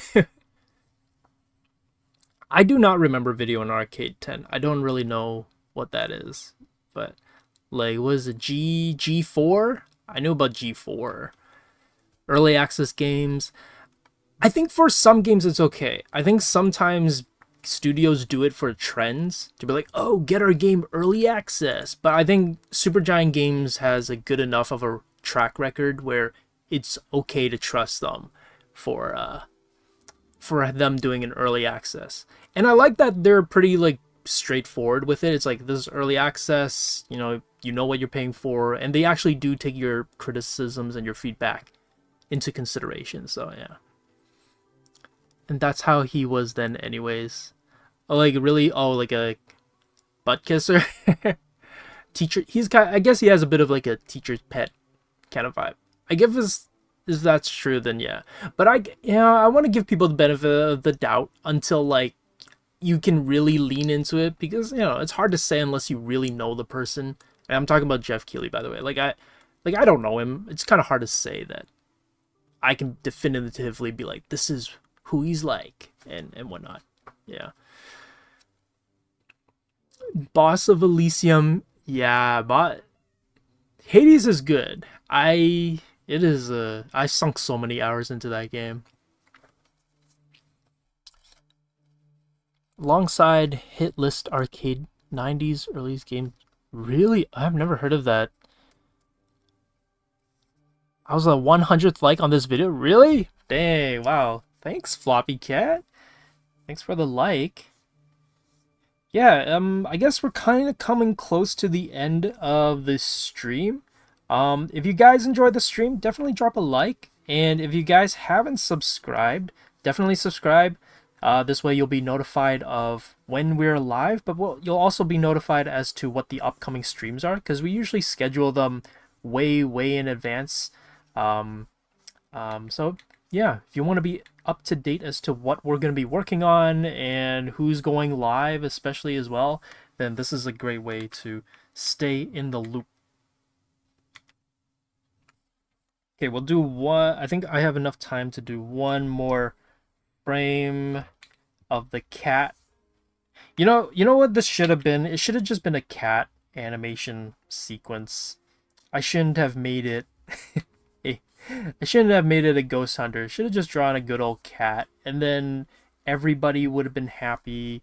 It would have been so much easier, less work for me, and everybody likes cats. You can't go wrong with cats. 2020 vision, looking back, it's like, man, that's where I went wrong. I drew a person instead of a cat. My greatest mistake.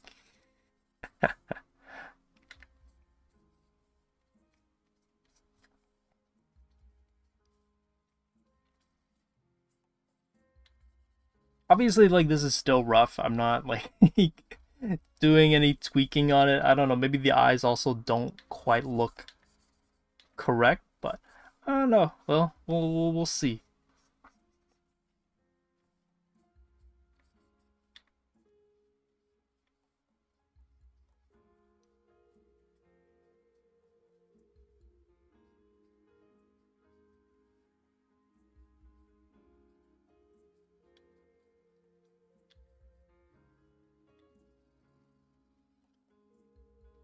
We actually were able to finish a good amount. Yeah, I think we're like kind of, in terms of blocking, we are like 2/3 of the way through the sequence in a sense. So I would say it's like a pretty good wrap up point where we are right now. I think it's pretty good. I also realized I gave this cat an insanely long tail. Like, this cat's tail is absolutely ridiculous in terms of length. Definitely way too long. Well, let's see how it turned out.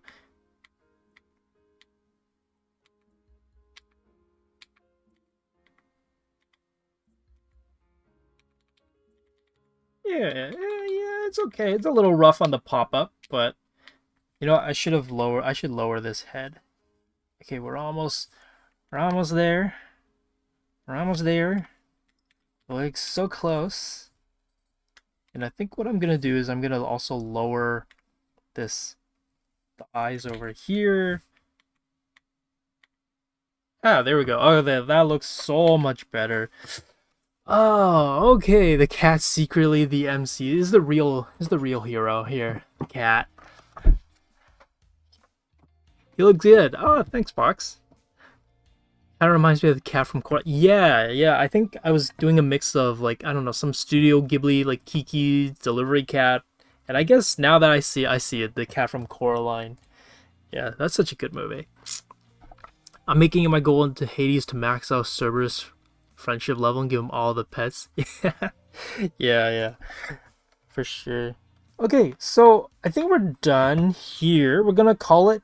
So I'm just gonna flip through it. Definitely, I won't be able to play it, just because if I play it, the timing's gonna be really, really off. Here, we'll just do it just for fun, just to see how bad it'll look. Yeah, you know, actually, it doesn't look that bad. It's definitely like way too fast, but it's kind of cool. It looks like those really like indie animation, like European kind of sequences. I don't know. Like that's the vibe I get. You know what? I'm actually kind of surprised by this. I'm actually surprised how well it all kind of lined up and everything. Like it's still for sure really, really rough. There's a lot of jittering that's happening with the poses and the body that I would have to adjust, but it's you know, not bad. And for those, like I said, I might stay up a little bit later tonight and work on this in the members only channel. So I don't know if you guys are free and you guys are part of the members channel and you have access to it, feel free to hop on because I might do this there just to finish up blocking the entire sequence. So yeah, it's actually, you know what, turned out not too bad. Surprise, surprise. Who would have thought? I guess I'll leave this playing right for now. While I do like the closing statements. But yeah, thank you everybody for joining us. If you guys don't know who we are Wing Canvas. If you are just joining us, we did just finish the blocking in of our animation sequence. This is the sequence that I was doing. This is the storyboard. We are about 2/3 of the way through, but if you like what we did here, I'm going to be continuing this tomorrow and hopefully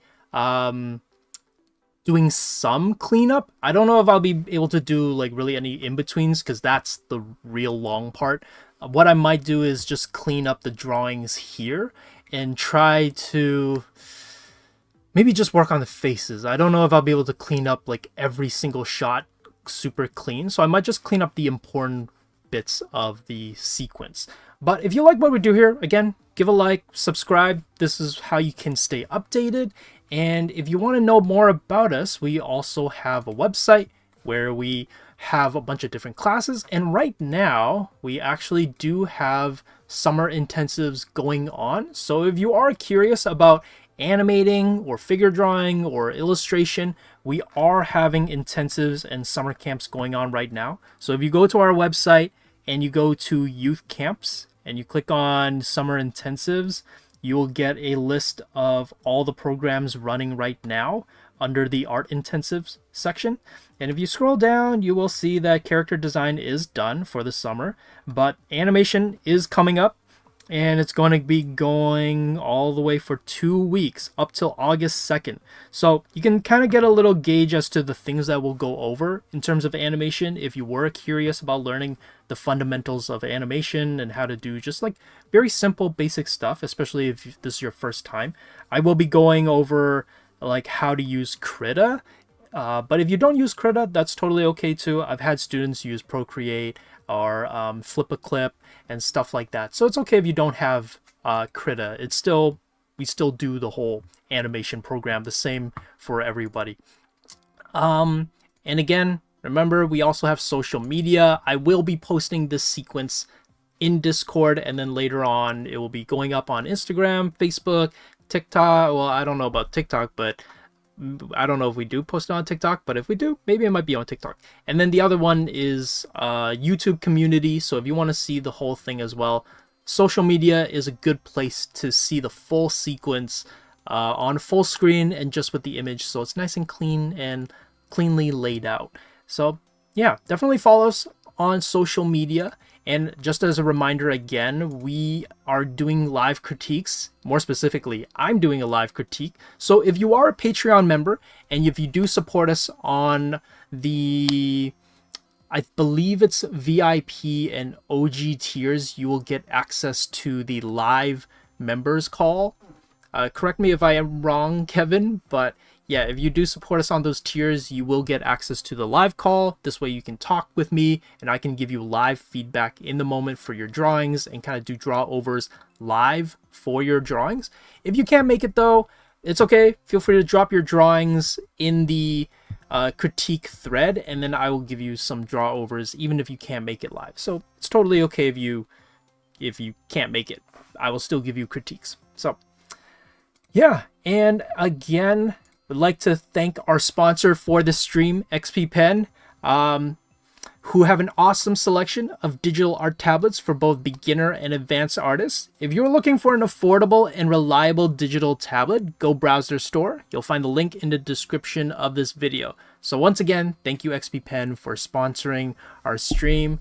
Yeah, we're super grateful. And thank you to everybody watching. You guys were a real great company. I like that you guys were all kind of chatting with me, and we had some really interesting discussions about a variety of topics. But thank you for joining me for this stream. We are going to pretty much end it here. I'll leave it running for a little bit longer, and then I'll end stream, and then later on I'll post it on Discord. So keep an eye out for it on Discord. Okay, bye guys. Hope you have a good weekend. Bye-bye. Have a good night. Bye-bye. I keep waving and I forget that I don't have a camera, but I am waving while I'm saying bye. Bye-bye.